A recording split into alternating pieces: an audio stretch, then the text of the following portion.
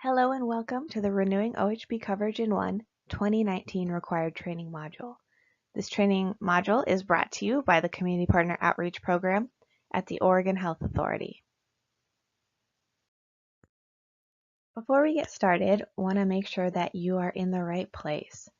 This training, it's part of our 2019 OHP Certified Community Partner Training Curriculum, which means that it is a required step for all new assisters who are seeking certification. And if you're here as an existing assister, then that's also great. If you want to get a refresher in renewals, you're in the right place. If you're a new assister, then you're also in the right place. But I want to make sure that any new assisters have taken the OHP application and enrollment training before you embark on this one, because a lot of the information here builds on what we went over in that initial training. That initial training, just to jog your memory, would have been either a live webinar presented by our team or a classroom style in-person training. And it goes over the basics of OHP eligibility. We go into the One System, which is our online portal, and we go through an application and we go over resources that you will have as a community partner. All of that is very important information, and this isn't going to make a lot of sense unless you've already taken that training. So if you don't know who to reach out to on our team, then our email, community.outreach@dhs.oha.state.or.us is a great place to start. So now that caveat's done, this is the second step of training. Congratulations, you've made it this far. You have another step right after this, which is to pass a short quiz. That quiz has information on the OHP application enrollment training and this one that you're in right now. And I recommend you take it as soon after this as possible, just so everything is fresh in your memory and you have the highest likelihood of passing with flying colors and then getting quickly onboarded fully as a fully fledged community partner with the Community Partner Outreach Program. So now that we've established that you're in the right place, let's go over our objectives for today. Today we will learn about, well, firstly, what is an OHP renewal? And what are the different pathways people may take when it is time for them to renew their OHP benefits? We're also going to learn a few tools to help you as a community partner navigate the renewal process with OHP members. And we're going to go through a few terms such as active renewal, automated renewal, and the 90-day reconsideration period. Let's start at the beginning. What is an OHP renewal? Every year, we are required to check eligibility for all OHP members. What this means is that we will interact with people in one way or another to verify their information and make sure that people appear to still be eligible. So every single household will be pinged in our databases with the information that we have on file to see if everything still seems to be the same. And if we're able to re-verify that information via our automated process, then what it's going to look like is people will either get a letter that says, we checked our systems and everything seems to be on the up and up. You are considered eligible for another year. Please send any changes our way as you need to report them. Or people will get a penned notice. So that will say, we need probably income, it's usually income. We need your income documentation so that we can verify your income and then complete our renewal process. Either of those is called an automated renewal or passive renewal. Sometimes our databases are unable to be pinged. This is on a case-by-case basis, usually no more than 10% at any given time. Then we may need to send an entire renewal packet, which means essentially the entire application will need to go over it again and check every aspect of it for any changes. That's called an active renewal. So what this looks like from an OHP member's perspective is that each household will get a letter from OHP What they need to do is to review that letter, see if there is any follow-up required. It may or may not be required. If we ask for any extra information, then we're also going to give a reply by or due date for that information. And we need that on time in order to make sure that benefits stay on throughout this process.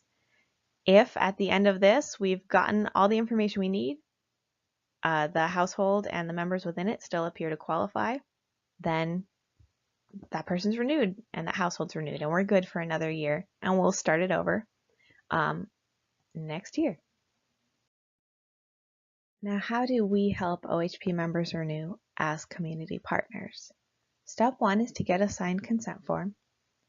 Step 2 is to check your One System dashboard. Use the search tool to see if you can find this case. If you can't and you know that you've helped this person in the past, or know that this case is currently in active mode and you want to be linked up, then you can send that consent form to the OHP outreach email in order to get linked up. The OHP outreach email, we didn't list it here because this is a publicly available webinar, but in your first training, you received a client advocacy guide as part of your Getting Started packet.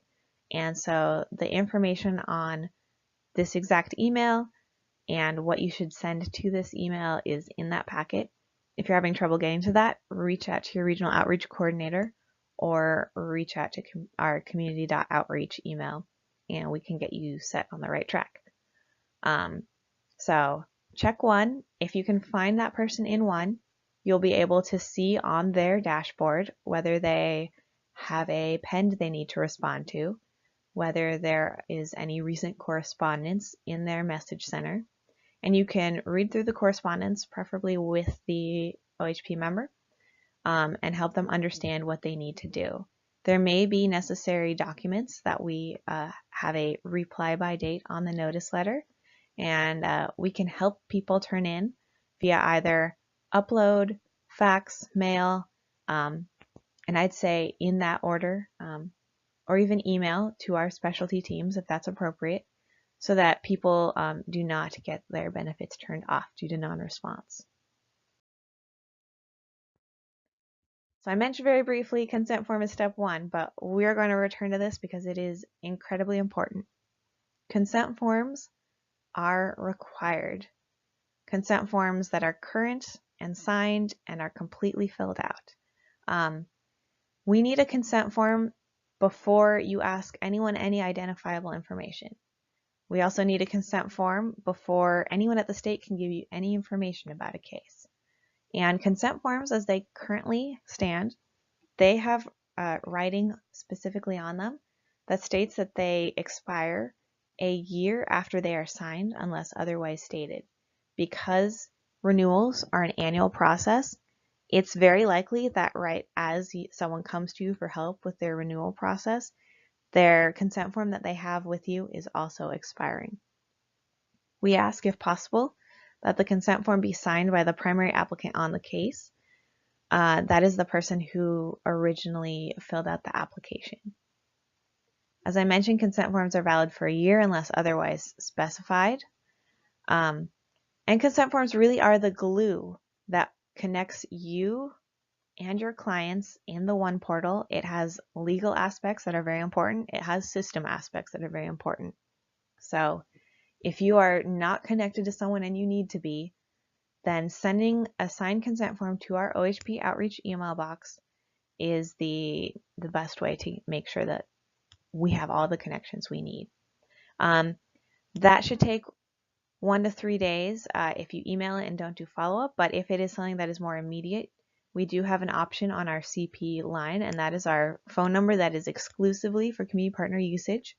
And so you can call us up and ask for more immediate assistance. We ask that you keep all consent forms as well as any other documents that you have that will have any personally identifiable information for a client, for a household. Keep it securely, either paper or digital format, for 6 years. And also just want to be really clear, in order to be linked, at least one person on the case needs to have active benefits. If the case is not in active mode, then we may have to do some additional steps before that linkage can be solidified. But consent form, regardless, is going to be step number 1. Here is an example of a consent form. Consent forms may look a little different depending on where you grabbed it from. There's one that is it's an appendix that's part of the paper application. We have consent forms in many languages. We have them in PDF and Word formats. This one that you see here is in a Word format, which means these little gray boxes. You can type information in here instead of write it. And that actually can be really useful because it is a lot easier to read a typed set of words than handwritten. And we want to make sure that we are minimizing any errors or typos or anything that's going to come up because the person on the other end maybe can't fully read the words that are written. We do have a few things we want to make sure that you're aware of when it comes to completing and sending in consent forms. We've gotten a fair number of consent forms that just aren't completely filled out, so that can be a problem.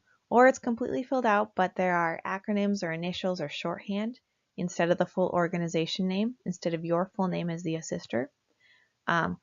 We also want to make sure that we have the assister ID and your name.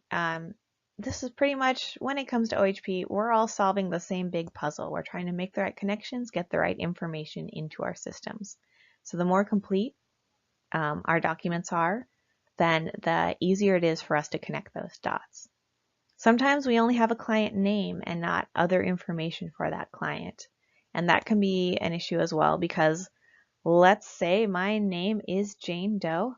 I am not the only one out there. We want to make sure we connect you to the correct case, not just any case that has a matching name.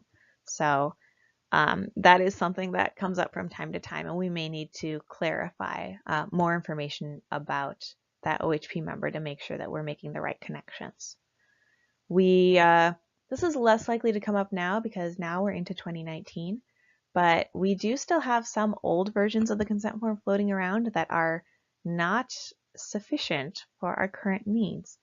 That probably means the consent form is from early 2016 or even 2015. So if you found a consent form lying around or an old application lying around, take a quick look and make sure that it is newer than 2015, and then you're good to go.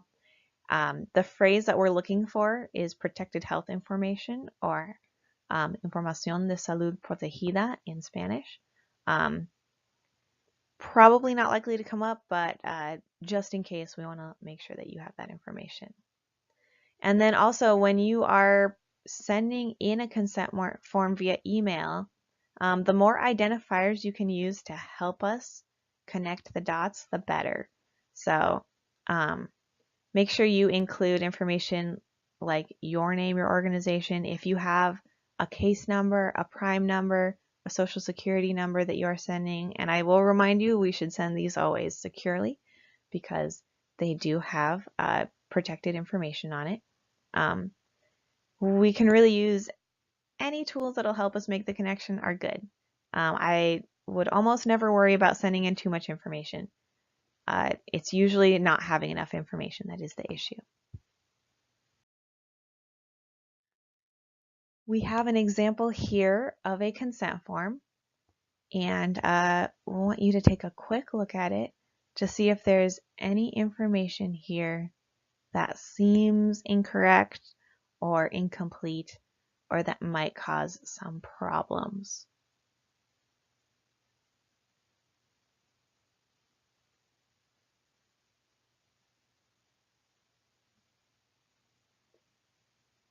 Here are a few of those things. The red circles actually aren't complete. There are some other things that cause me to have a little bit of concern. First of all, there's no assister ID. Assister ID is key. It's one of the main, it is the main way we figure out on our end who you are and if you have the correct certification and everything's on the up and up for even interacting with us to start with, having an active assister ID. We have information that is missing. We have potentially a misspelled name, but I'm not sure about that. The address in line 4 or item 4 should be the organization's address. I understand it's confusing. And also there's no date on the signature, which means that this consent form is not valid. Without a date, we cannot figure out when it would expire. We cannot figure out when someone is giving consent, and so that is really, really important. As a note, you can type out every aspect of this other than the signature. So one really good way to do it is to have this Word document that I mentioned, and we'll circle back to where you can find that, and making sure that everything is very clearly written out, and then you can print it, and then the person can sign it, scan it in, and get it to us. We have another example that is a lot more complete, just to show you the difference. All the fields are filled. It is readable.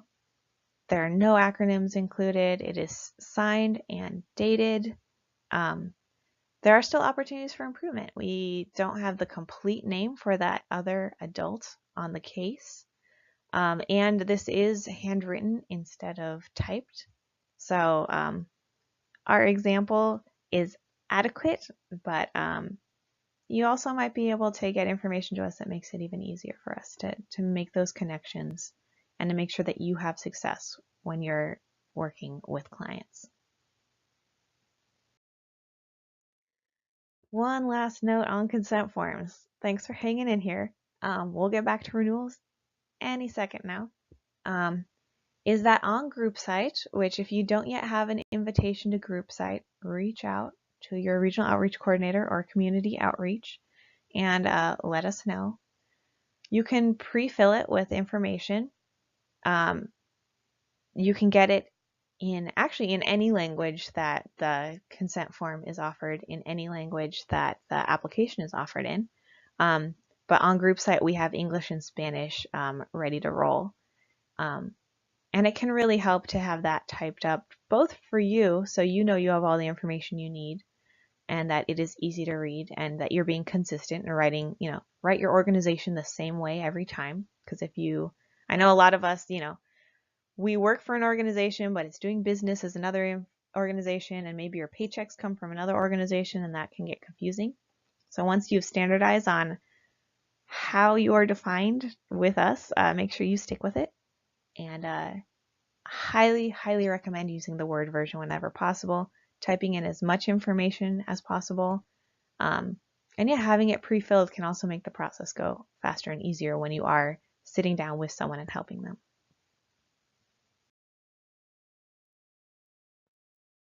So let's get back to the one system. Let's get back to renewals. We want to make sure that you have all the tools you need to succeed when it comes to using our search tool as well. So you'll see here is a screenshot of the One System applicant portal. This is your community partner dashboard. At the bottom of the page, after you log in, you will see a search area.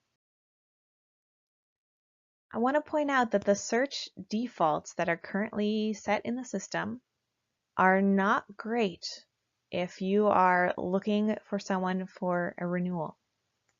The really important one that I have circled here is that it defaults to the application was submitted within the last month, which we mentioned renewals are an annual process.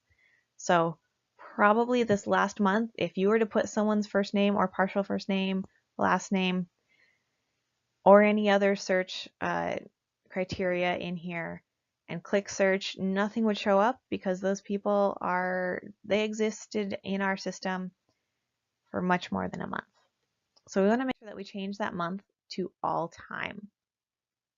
So for auto renewals, about half of people who go through auto renewal will need to respond to an RFI, a request for information, also known as append. So using that RFI due date section and putting it less than 3 months is a great way. Make sure the submitted date, once again, is all time instead of 1 month. And that can help you find the correct, actually find them, because otherwise, if the search terms are not broad enough, it may show up that no one's there, but they really are available in your dashboard. Active renewal is not necessarily tied to an RFI, so just keep that section blank. Just really want to hammer home that submitted date all time. For both of these renewals, the Message Center is also a useful tool. You can look through the Message Center on your dashboard to look for all the cases that are in renewal. They happen in a batch process every month. And then also once you get into a specific person,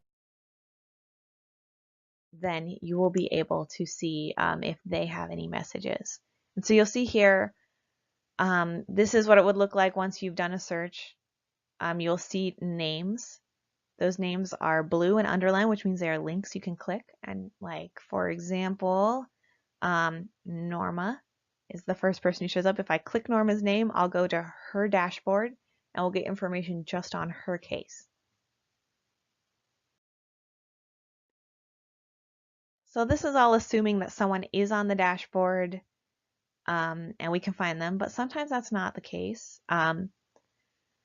If your organization has not helped this person in the past, then there is a good chance that you would not be able to find them yet on your dashboard, because that is the admin role that you have currently, is that anyone in your organization can see anyone helped by anyone else in your organization, but not the rest of the population at large. Every once in a while, someone might have gone to a different community partner since last seeing you, signed a new consent form, got linked up to a different organization. So checking in about that, getting a new consent form is a great way to get that resolved. If the case is active, then you can send that consent form to our OHP outreach email to get linked up. But as I mentioned, it has to be an active case. So if there is no active case, first of all, the renewal deadline has already passed. So cases don't close until after the renewal due date. In fact, it'll be sometime after that again. So if someone is not at all active in OHP, and if you have MMIS, that is a tool you can use to figure that out, then you may need to start from scratch, or we may need to take advantage of the 90-day reconsideration period. We'll return to that. There's a lot to learn, I know. But yeah, there are good reasons why people may not show up and why you may not be able to help them in the one system. Maybe they're not showing up on the dashboard because our search tool is just being a little pickier than usual. Try using a few different search criteria. We can take partial names. So if someone's name is Smithson, then typing in Smith will turn up all Smiths, all Smithsons, all variations of that last name. So in general, if you can't find someone, broadening the search terms further may help you. For most organizations, you are not helping so very many people that those broader search terms will make it impossible to find someone. So we want to make sure we broaden it. If you do have a lot of people that you help, then that might be a little bit different, and you should work with your regional outreach coordinator to sort of see what tools you can learn to make your searching more effective. Another thing is, as I mentioned, sometimes one is not the best way to help someone. For a vast majority of people, it will be, but sometimes either something in our system has gone a little sideways, or someone is at a certain stage of their renewal, of their application, and it's really going to need a human to get involved. We're going to need to either call, fax in documents, email one of the outreach teams, and that's also, I mean, gosh, that's why we are here, because if it were easy for everyone to go into the system and automatically get everything sorted out, our jobs would be a lot easier and we wouldn't be as busy as we are. But that's not the world we live in, so we know that for community partners, being creative, being flexible and adaptable, and seeing what other options are available, it's going to serve you well.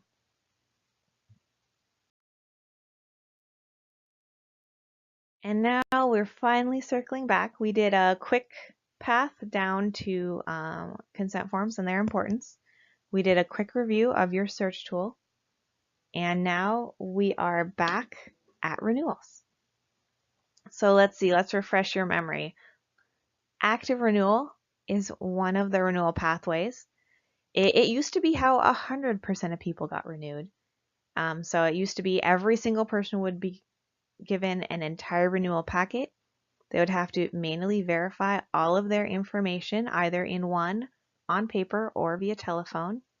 And then they'd have to send us that information, and one of our workers would have to go through every single aspect of that application. This was the renewal process until December of 2017, when automated renewal is something that we were able to make a reality.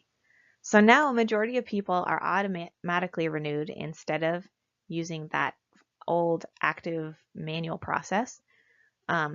And that can result in an immediate eligibility determination without members having to do anything and without our workers having to do anything.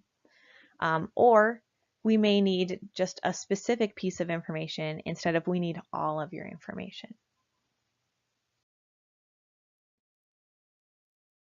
As I mentioned before, one will check databases and attempt to seamlessly renew households. For automated renewals, there are two potential outcomes of that automated process. Either people will get a notice of eligibility that says you are good for another year. I am paraphrasing here. It says that in much more formal language than I'm using. Or it will say, we verified your information. We just need this information. As I mentioned, usually income. It'll have a reply by date, and benefits will stay on as we ask for that information.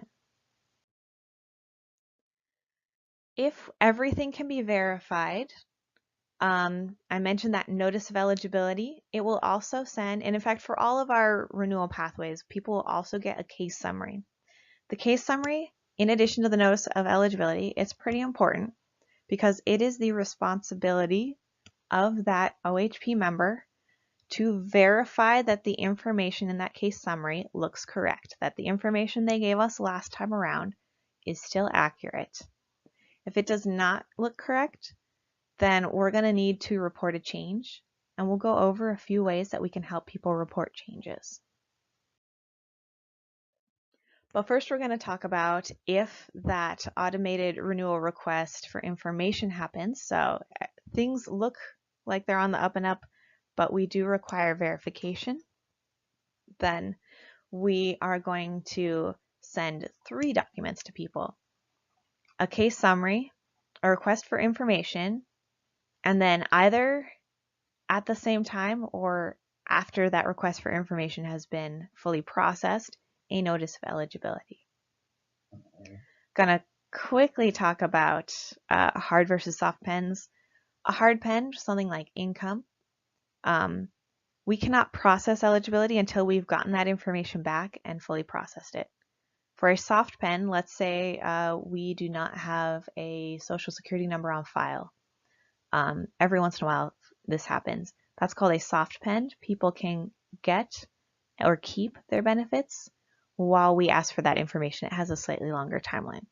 If you want to know more about pens, hard pens, soft pens, reach out to your regional outreach coordinator and they will be happy to give you a more in-depth rundown. In the case where we need information, if people do not give us that information, then benefits will close. So it is very important to read through all of the documents that are sent at time of renewal to make sure that people are fully aware of their responsibilities and what they need to do. Once again, that case summary is sent. If anything looks wrong or out of date, then we need to make sure that we get that information updated to us.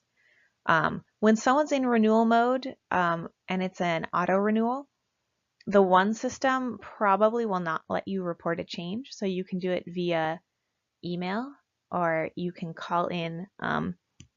For reporting a change, we ask that you have some sort of proof that it comes from the client.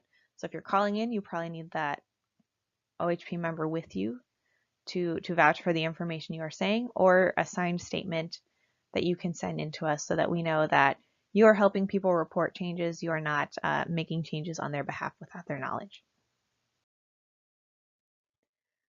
Active renewals.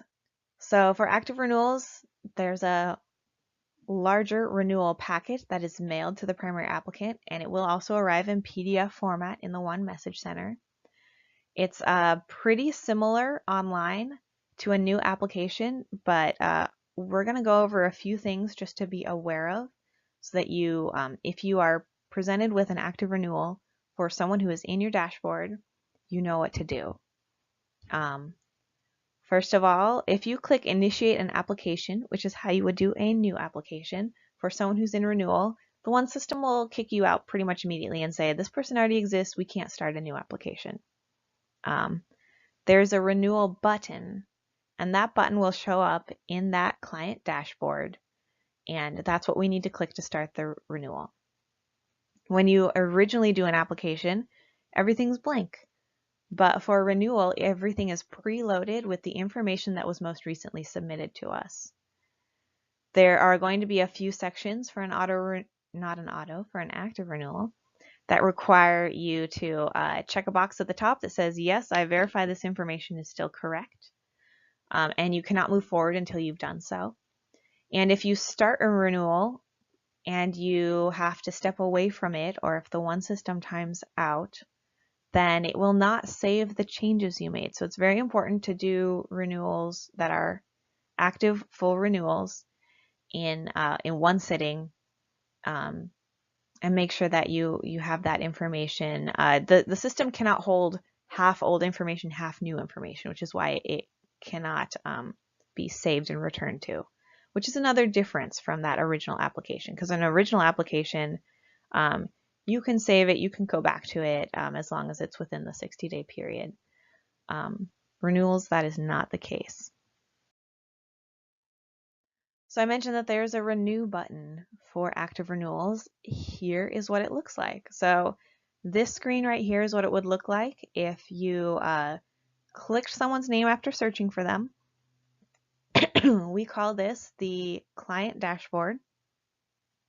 And you can see that there is a message center. You can see there's a renew button. You can see there's a download a new application button that you want to avoid. Instead, you want to click the renew button. You'll then be taken to a page that looks like this, where you select the people who need to be renewed. Those are the people who are still requesting benefits and who are still in this household, and you would then click Next. As a note, if you need to add someone into a case, they won't yet show up on this screen. And if someone is on the case but not up for renewal or not receiving benefits, they won't show up on this screen. If you want to remove someone from a household or remove someone from getting benefits, then you just make sure that that box does not get checked for that person before you click Next. And now we're in the renewal. I'm not going to go over every single page because a lot of it will mirror very closely what you just learned for doing new applications. So instead, we're going to focus on a few specific sections and making sure you have the tools you need to make sure they're filled out. The first thing you'll be taken to is a review screen. You'll see that there are some sections that have little exclamation points in little yellow triangles. Those are the sections that it is mandatory to go to. However, if you have the client in there with you and you want to look through the entire case, that's probably for the best because we want to make sure everything is accurate. There are some required sections that are pretty straightforward, and there's some non-required sections that are very important and less straightforward. I can tell you that the contact information screen is not required, but if we have old mailing information or physical address, that's hugely important, and we want to make sure that we update that. So what you would do is you would click into that first section and then go through the renewal just like you would a new application. And instead of going through every single screen, because that would take a long time, and I think that you have the tools to do it because you know how to do a new application, we're going to go through a few things. Currently, the system will not let you add coverage for someone who is in the household but did not request coverage. So let's say it's a household, 2 parents, 2 children. The parents were previously over income, but the children were requesting benefits. In order to add benefits for those new parents, let's say their job income is now lower and they are likely eligible as well, we have to do that after we've processed the active renewal. You can add and remove new household members, however, so that is something you should be able to do. And when you make any changes through an active renewal, it may then also generate a request for information or RFI that goes out and then also needs to be resolved. In the same way we're talking about all the other ways that you can send in RFIs, it's going to apply to active renewals as well. There's one last thing that I want to share about the active renewal process. It is the most counterintuitive part of active renewals. The income page has a few things that are a little confusing. There's a red X in the job income section, and in fact it's in all of the income sections, but I'm just showing you this one. None of these red X's should ever be pressed. They cause issues where income gets incorrectly removed and has caused issues. Never end an income from this page. You can always add the new income here. When you click forward to the other sections, self-employed income, other income expenses, those have start and end dates listed on them. And for income that has ended, you want to add an end date. For job income, it's a little more confusing. You have to go forward quite a few pages. So go through self-employment income, through other income, through expenses. It'll take you to a page that asks for job employer information.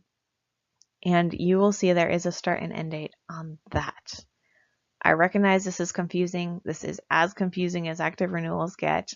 But just make sure instead of Xing out any income, you want to make sure you add an end date so that we correctly capture when that income ended. Otherwise, we will assume it ended on the day that it was reported, which can cause people to incorrectly look like they have more income than they do, and then they get denied for being over income. And we want to avoid that. I know this is confusing, and I know that this is something that won't make sense until you've had some experience, so please feel free to reach out to anyone on our team or any other assisters who are perhaps more experienced, and they can help you with this. Just want to point it out so it's on your radar and so that you're thinking about this when you come to this page. If you're in an active renewal, and most people are passively renewed or auto-renewed, so it may not come up or it may not come up much, which is why I'm belaboring this point, because when it does come up, we want to make sure that we are correctly updating information for income. All right, so we're almost done with the active renewal conversation, and we're going to return one more time to the auto renewal conversation.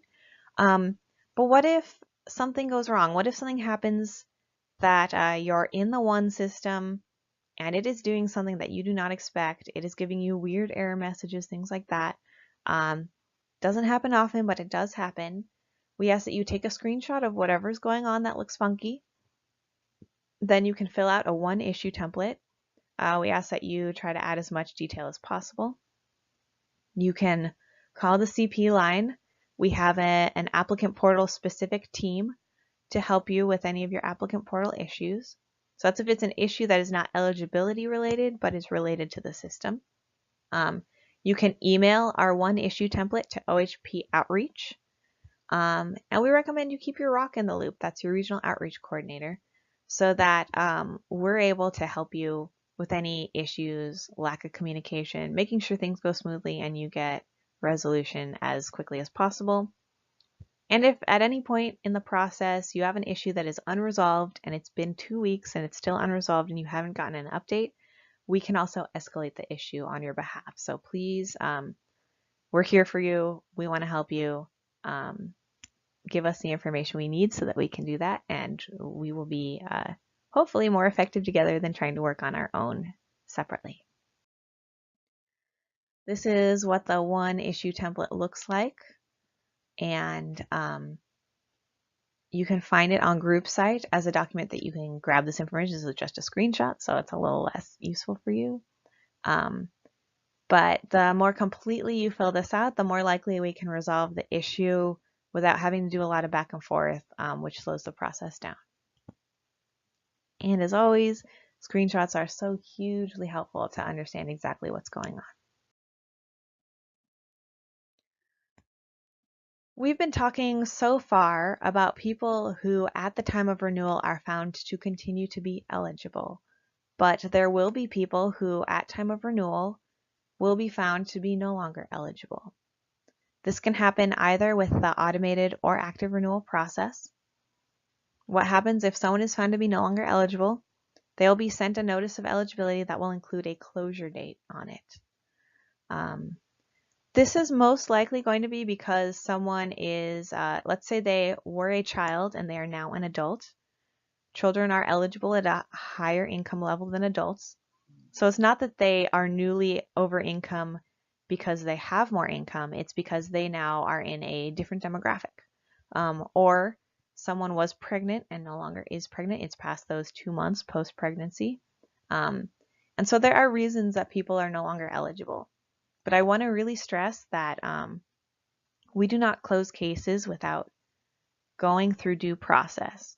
So we won't ping our database and say, we found income. It looks like they're over income. This income wasn't reported to us. They're getting a closure notice. No, they will get a penned notice first, asking to verify that the information we see in our system looks correct.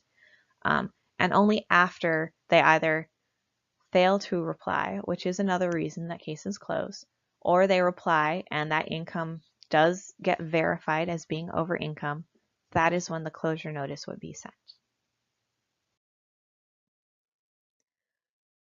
Let's do a quick run through of the different types of correspondence. I know we're being repetitive, but we really want to drive this home.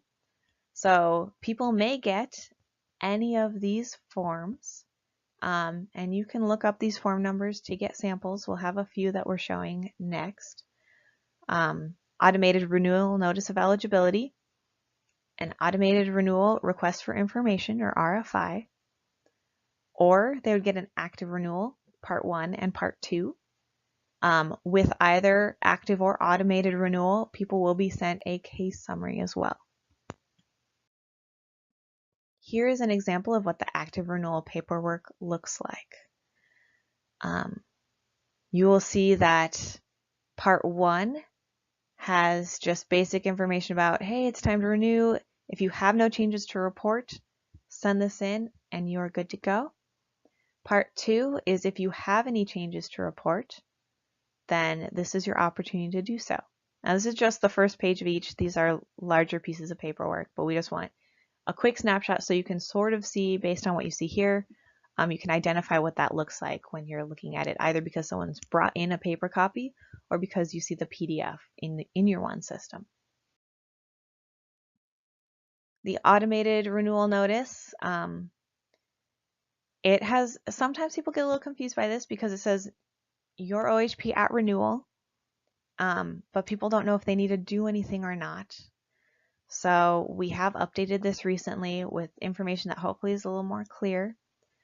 It says, it is time to renew. Here's what you need to do. And it says, if the information here is correct, no action is needed. So this is for an example where there is not an RFI. If there is an RFI, they will get an item that looks like this that says, we need more information. So we're trying really hard to be clear with what we need. There is a lot of legalese in here, so it's not always as clear as we would like. And these are partial letters, so there's more information that follows about exactly what we need for RFI, automated renewal. And then here's an example of what that case summary looks like. It's a really bare bones summary, as the name would suggest, of exactly what was sent to us and what we have in our systems as the current information. Once again, this is not complete. This is just a small snapshot of a part of a case summary document. All right, I mentioned we were going over 3 terms today. I hope that we have successfully given you confidence in what an active renewal is, what an automated renewal is, and now I want to talk about a cool tool we have called the 90-day reconsideration period, which is we have essentially a grace period that we can offer for a specific scenario, and that specific scenario is a household is due to renew. We need information, either that renewal packet or that specific information, say income. And let's say that the deadline has passed. So it says reply by March 1st, and now it's March 15th. The case becomes discontinued or inactive on the day after that reply by date. So if it was due by the 1st, this goes into discontinued mode on the 2nd. However, benefits don't end until the last day of the month of the renewal date. So even though the case is now inactive, benefits have not stopped yet, and they won't stop until the end of the month. Once those benefits close, that is when the 90-day reconsideration period starts. So if people get us the information that we asked for, and it is after the case has gone into discontinued mode, and even if it's after benefits have formally closed, we still have an additional 90 days to turn that case back on or to reactivate it without having to start over and do a brand new application. The 90 days starts the day following the benefit end date, and this only applies to renewals. It only applies when renewals have caused cases to close because people did not respond on time. So just really want to stress that there are going to be times where benefits close and that's it. We need to start over. If someone does a new application, it creates an RFI. We need that document. The document doesn't arrive, then we have to start over. But for renewals, we have this grace period, some wiggle room. And that is pretty awesome. And I'm pretty excited about this and to share it, even though it's because it only applies to a specific scenario, it's a slightly confusing thing to be learning, but it's super important. So after the reply by date, people can turn in their information still, and it's very good to do so. You may or may not be able to do it in the one system, but as community partners, you have tools. You can then put it into an email and send it to us through one of our specialty inboxes. You can call with the client and we can get things sorted out. Information can be faxed to us. So there are other ways to do it. If benefits have ended, so it's already a month past the month in which benefits closed, then it will create a new date of request, which means that there is a small chance that someone may have a gap in coverage.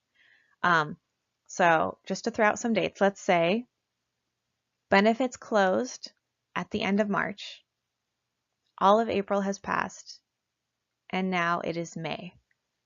Someone comes to you and you're able to help them get the income information they needed to send in and to send it to us in the month of May. Let's say it arrives to us May 15th. They signed a new consent form May 14th. May 14th is the new date of request. Their eligibility will be backdated to May 1st automatically. That's just how OHP works. The month you apply in, you get coverage at the beginning of the month. But we have all of April now that is a gap. People were officially not covered in that month.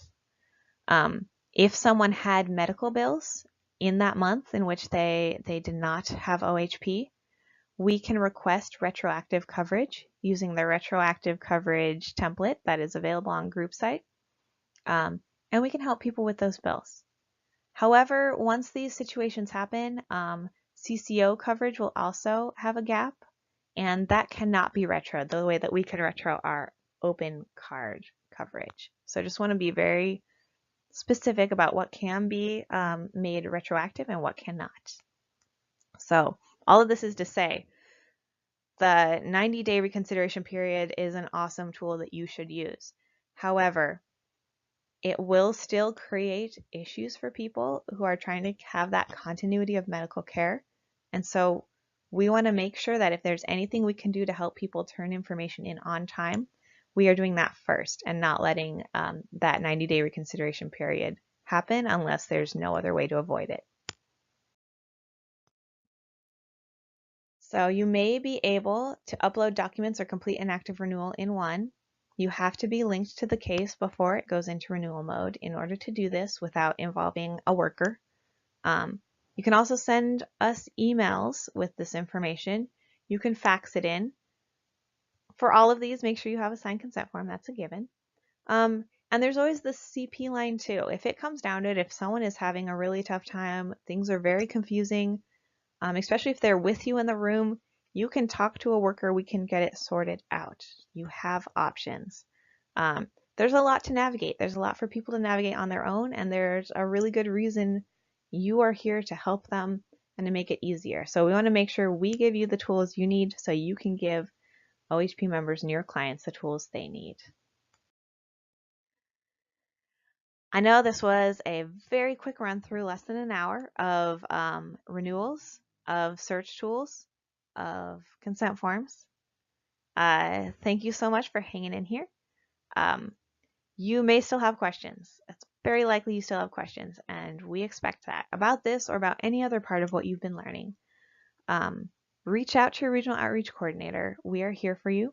If you're not sure who that person is, you can always reach out to community.outreach@dhsoha.state.or.us. And also want to remind you that you do have a quiz next. That quiz is in SurveyMonkey, and hopefully you have an email or something that has a clickable link, because that's not an easy link to type out on your own, and I don't recommend it.